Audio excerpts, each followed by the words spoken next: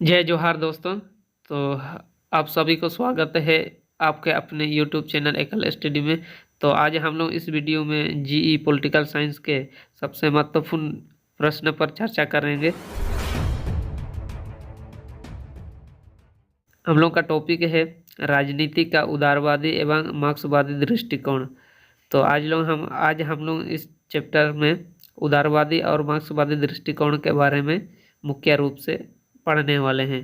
तो चलिए वीडियो पे आगे बढ़ते हैं। अब तक राज्य और राजनीति के संबंध में अनेक दृष्टिकोणों को प्रतिपादित किया गया है, जिनमें से निम्नलिखित सर्व प्रमुख हैं। पहला है उदारवादी दर्शन, कल्याणकारी दर्शन और मार्क्सवादी दर्शन। तो दोस्तों आप लोगों को बता देता हूँ कि अभी इस वीडियो में हम लोग उदारवादी और मार्क्सवादी के बारे में चर्चा करेंगे। कल्याणकारी दर्शन जो है वो अगले सेमेस्टर में देखने वाले हैं। तो अगर आप लोगों को कमेंट में बताइएगा अगर कल्याणकारी दर्शन भी चाहिए होगा तो फिर आप लोगों के लिए एक नया वीडियो ला देंगे। तो चलिए टॉपिक पर आते हैं। इन सभी दृष्टिकोणों में से 20वीं शताब्दी में उदारवादी और मार्क्सवादी दर्शनों में भी सबसे अधिक प्रमुख दर्शन विद्यमान है। ठीक, तो राजनीति का उदारवादी दृष्टिकोण। तो पहला है हम लोग का राजनीति का उदारवादी दृष्टिकोण। तो चलिए उदारवादी दृष्टिकोण क्या है देखते हैं। उदारवादी दृष्टिकोण 17वीं शताब्दी से लेकर वर्तमान समय तक प्रभाव में रहा है। इनका विकास इंग्लैंड में हुआ था। उदारवादी में व्यक्ति, समाज और राजनीति की व्यवस्था की गई है। उदारवादी दृष्टिकोण के दो प्रमुख रूप हैं।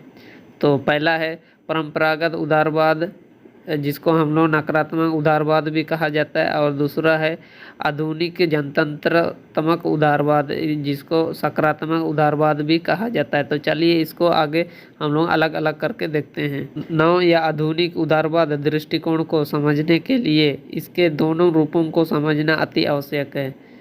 दोनों रूप यानी परंपरागत उदारवाद और आधुनिक जनतंत्रात्मक उदारवाद। तो चलिए इसको आगे देखते हैं।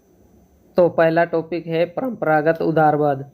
उदारवाद यूरोप में हुए पुनर्जागरण और धर्म सुधार आंदोलन की देन है। परंपरागत उदारवाद जो है यूरोप में हुए पुनर्जागरण और धर्म सुधार आंदोलन की वजह से उत्पन्न हुआ।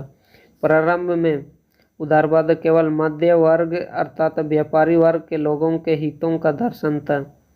17वीं शताब्दी में होब्स और लॉक के राजनीति चिंतन के बाद इसका उदय हुआ। होब्स ने अपनी पुस्तक लेवियातन में मानव समाज का वैज्ञानिक विश्लेषण करते हुए व्यक्ति को स्वार्थी और एकांत प्रिय बताया। वह स्वार्थी व्यक्ति ही प्रारंभिक उदारवादी चिंतन की मूल प्रेरणा बना। बाद में लोक ने इस उदारवादी चिंतन, इस दर्शन को आगे बढ़ाया।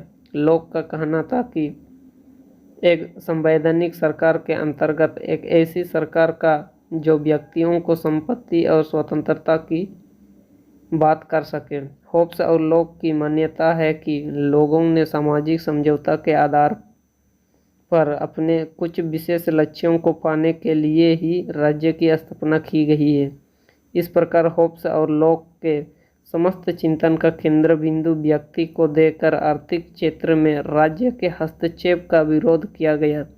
उनका यह आर्थिक सिद्धांत इस विचार पर आधारित था कि आर्थिक जीवन और राज्य एक दूसरे से स्वतंत्र होते हैं। तो इस प्रकार हम लोगों का परंपरागत उदारवाद का जन्म हुआ। तो होब्स और लॉक उस पर गहनता से चिंतन किया और व्यक्ति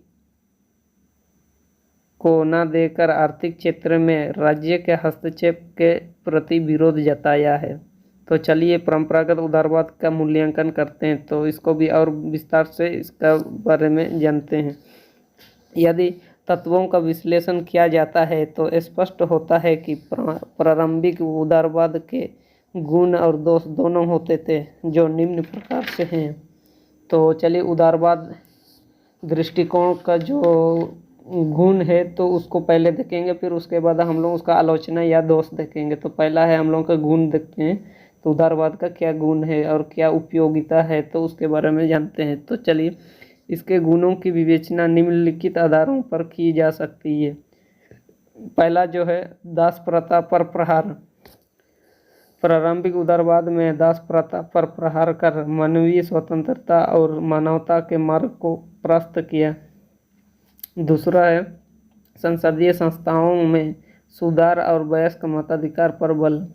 उदारवादी विचारकों ने संसदीय संस्थाओं में सुधार की मांग कर वयस्क मताधिकार को अपनाने पर बल दिया गया। 18वीं एवं 19वीं शताब्दी में उदारवादियों ने इंग्लैंड में सन 1832 से 1867 और 1884 में सुधार अधिनियम पारित कराया गया। इन सुधार अधिनियमों के आधार पर मताधिकार को व्यापक किया गया है। चुनाव क्षेत्रों का पुनर्गठन हुआ और मजदूरों की दशा में सुधार के लिए अनेक प्रयास किए गए। तो तीसरा गुण धर्म है बड़े बड़े उद्योग धंधों की स्थापना के लिए प्रोत्साहन करना। आर्थिक क्षेत्र में हस्तक्षेप सिद्धांतों के कारण पूंजीपतियों को बड़े बड़े उद्योग धंधों को स्थापित करने के लिए प्रोत्साहन मिला। इससे उत्पादन में वृद्धि हुई। परिणाम स्वरूप इंग्लैंड तथा पश्चिमी यूरोप के क्षेत्रों में समृद्धि आई। तो इस प्रकार से उदारवाद का गुणधर्म था। तो अभी हम लोग उदारवाद का आलोचना के बारे में देखते हैं। तो उसका क्या दोष है परंपरागत उदारवाद का, तो चलिए उसका दोष हम लोग देखते हैं। तो उपर्युक्त गुणों के बावजूद परंपरागत उदारवादी विचारधारा में अनेक कमियां भी थी। परंपरागत उदारवाद की आलोचना निम्नलिखित आधारों पर की जा सकती है। तो चलिए क्या है इसका आलोचना और दोष। तो पहला है असामाजिक व्यक्ति। उदारवाद व्यक्ति को समाज से ऊपर मानता है। आलोचकों की राय में मानव प्रकृति और उसकी प्रेरणा के साथ में और संबंध में उदारवादी दृष्टिकोण ठीक नहीं है। इसके संबंध में आइंस्टीन ने लिखा है, समाज के प्रति समर्पित होकर ही व्यक्ति अपने जीवन को यापन बना सकते हैं। वास्तव में व्यक्ति की असामाजिकता पर बल देकर एक स्वस्थ चिंतन का प्रतिपादन नहीं किया जा सकता है। तो पहला दोष क्या था, असामाजिक व्यक्ति। तो समाज के प्रति उदासीनता लोगों पर ज़्यादा जताई जाती थी, तो इसीलिए असामाजिकता जो है पहला दोष था। तो राज्य, चलिए दूसरा दोष क्या है, राज्य एक कृत्रिम संस्था नहीं है। राज्य जो है एक कृत्रिम यानी कि बना बनाया अपने से बनाया हुआ राज्य नहीं है। तो चलिए इसको भी विस्तार से समझते हैं। उदारवादी राज्य को एक कृत्रिम संस्था और समझौते का परिणाम मानते हैं, लेकिन आलोचकों का कहना है कि राज्य ना तो किसी समझौते का परिणाम स्वरूप उत्पन्न हुआ है और ना ही कोई व्यावसायिक ढंग की समझदारी है जिसे इच्छानुसार भंग किया जा सकता है। यह सत्य है कि राज्य उच्चतम मानवीय गुफाओं के विकास और मानवता आदर्श की प्राप्ति में क्रियाशील एक सख्त संस्था है। तो आई होप आप लोगों को ये भी समझ में आ गया होगा। तो चलिए तीसरा पॉइंट पर बढ़ते हैं, अराजकता की संभावना। परंपरागत उदारवाद में व्यक्ति को जिस प्रकार की पूर्ण स्वतंत्रता देने की बात कही गई है वह मानवीय जीवन को एक प्रकार की पूर्ण अराजकता में बदल देगी। तो चलिए चौथा पॉइंट क्या है, चौथा दोष क्या है, स्वतंत्रताओं को सीमित करना आवश्यक है। समस्त समाज के विकास और सामूहिक जीवन की पूर्णता के लिए स्वतंत्रताओं को सीमित करना आवश्यक है। परंपरागत उदारवाद चिंतन में प्रतिपादित स्वतंत्रता अधूरी है या व्यक्ति के नकारात्मक स्वतंत्रता की बात करता है, सकारात्मक स्वतंत्रता की नहीं। तो पांचवा दोष है आर्थिक क्षेत्र में हस्तक्षेप का सिद्धांत। आलोचकों की राय अनुसार पूंजीपतियों और असंगठित मजदूरों के बीच की प्रतियोगिता मजदूर वर्ग के लिए कष्टदायक परिणामों तथा शोषणों को जन्म देने वाली हो सकती है।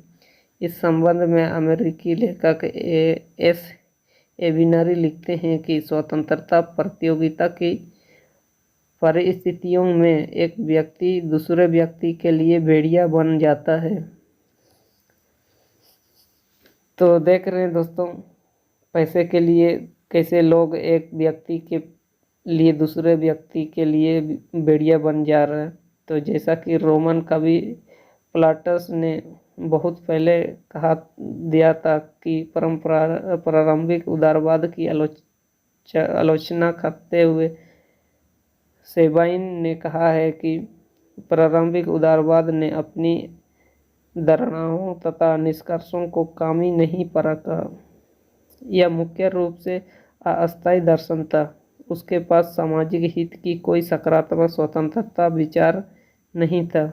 उपर्युक्त कमियों के आधार पर परंपरागत उदारवाद 19वीं सदी के उत्तरार्ध से अपनी पहचान रखने लगी। आज परंपरागत उदारवाद के लिए कोई स्थान नहीं है।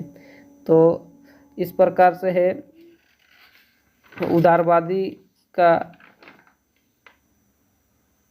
राजनीति का उदारवादी दृष्टिकोण। तो राजनीति का उदारवादी दृष्टिकोण में हम लोग 2 पॉइंट आते हैं, एक परंपरागत उदारवाद और दूसरा है आधुनिक जनतंत्र।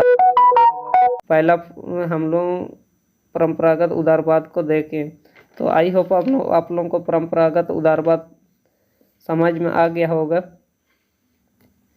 अगर समझ में नहीं आया तो फिर एक बार आप लोग वीडियो को दोबारा देख लीजिएगा और नोट्स ज़रूर से बनाइएगा, नोट्स बनाते रहिएगा। और अगला वीडियो में हम आधुनिक जनतंत्रात्मक उदारवाद को देखेंगे। तो ये वीडियो ज़्यादा लॉन्ग ना हो, इसीलिए हम लोग थोड़ा थोड़ा करके आगे बढ़ेंगे। तो चलिए इस वीडियो में इतना ही। तब तक के लिए जय हिंद, जय भारत।